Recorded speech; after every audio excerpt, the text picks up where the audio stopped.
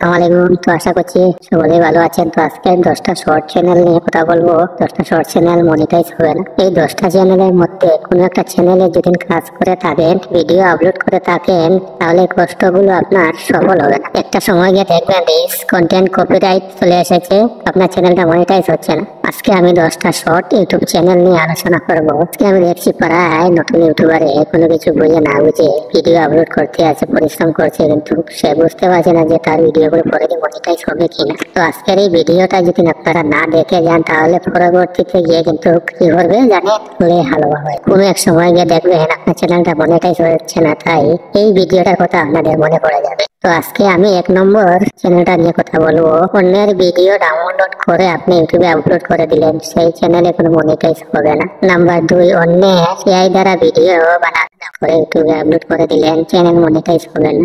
Number 3, আপনি content যে বানাচ্ছেন, বানানোর পরে এডিটিং করে ইউটিউবে আপলোড করে দিচ্ছেন, মনিটাইজেশন হবে না। 4 নম্বর হলো এই ধরনের ভিডিও যদি আপনারা ইউটিউবে আপলোড করে থাকেন, তাহলে মনিটাইজেশন হবে না। এইসব ভিডিও ডাউনলোড করে আপনার নিজের কন্টেন্ট ডেলে এডিটিং করে ভিডিও আপলোড করুন, মনিটাইজ হয়ে যান। আমার এই ছোট্ট করে চ্যানেলের ভিডিওটা যদি আপনাদের দেখে ভালো লাগে, তাহলে চ্যানেলটা সাবস্ক্রাইব করে রাখবেন নিত্য নতুন ভিডিও দেখার জন্য।